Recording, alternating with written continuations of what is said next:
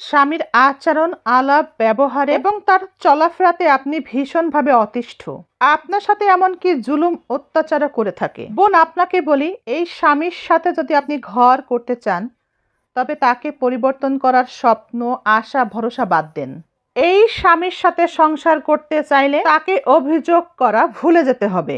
চুপচাপ নিজের পরিবর্তন আনতে হবে। যত বেশি অভিযোগ করতে থাকবে, মানুষটি তোমার সাথে কবে কি করেছে এগুলো যতই ভাবতে থাকবে, যতই মনে রাখবে, ততই নিজের ক্ষতি, নিজে খারাপ থাকবে। ওই মানুষটার কিচ্ছু হবে না, সে দিব্যি আনন্দে দিন কাটাবে, কিন্তু তুমি ভীষণ খারাপ থাকবে, মানসিকভাবে চাপের মধ্যে থাকবে। সর্বক্ষেত্রে আমাদের জন্যে আমাদের জীবনে খাঁটি মানুষের প্রয়োজন। এই কথাগুলো মেনে চললে খাঁটি মানুষ পেয়ে যাবেন। অন্য কেউ মিথ্যা বলুক আর সত্যই বলুক, আপনি যাই বলবেন সবসময় সত্য বলবেন। যাকে বলবেন মুখের উপরে বলবেন। যার থাকার সে নিজেকে শুধরে নেবে, আর যার পোষাবে না সে নিজেই চলে যাবে। যে মন থেকে ভালোবাসার, সে কখনোই স্বার্থ খুঁজবে না।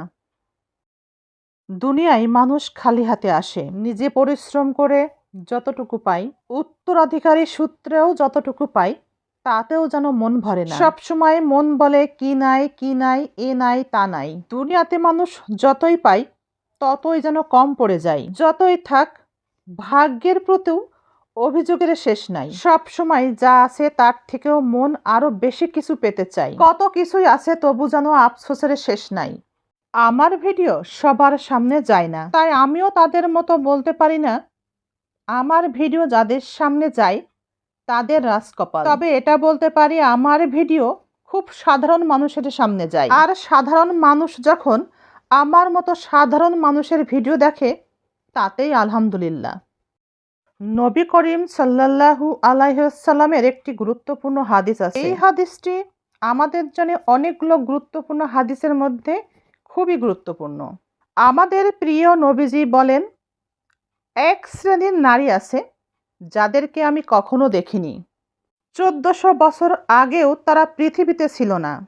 তারা একটা সময় এই পৃথিবীতে আসবে, তারা জান্নাতে যাবে না, তারা জান্নাতের গন্ধও পাবে না। যদিও জান্নাতের গন্ধ 70 বছরের পর থেকেও পাওয়া যায়, কিন্তু তারা পাবে না।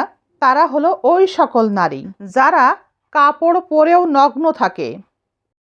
যখন মানুষ বুঝবে আপনার এখন কারো কোনো সাহায্যের দরকার নেই, কিন্তু ভবিষ্যতে দরকার হতে পারে, তখন আপনাকে আপনার আশেপাশের মানুষ, বন্ধু, আত্মীয় স্বজন, রক্তের মানুষ, আপনজন, ভাই বোন সবাই অনেক বেশি আশ্বস্ত করবে। তাদের উপরে বিশ্বাস রাখা এবং ভরসার আশার বাণী আপনাকে শোনাবে, যেন আপনি নিশ্চিন্তে চোখ বন্ধ করে তাদের পাশে থাকেন সেই ভরসা রেখে।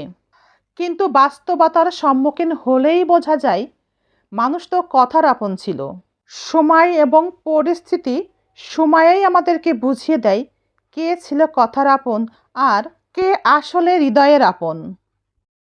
কোনো খারাপ ব্যক্তির সাথে শত্রুতা অথবা বন্ধুত্ব কোনোটাই রাখা উচিত নয়।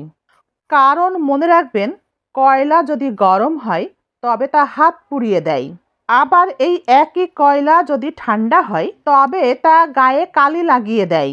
তাই খারাপ ব্যক্তির সাথে বন্ধুত্ব কিংবা শত্রুতা কোনোটাই রাখা উচিত নয়। খারাপ ব্যক্তি থেকে তাই সাবধান।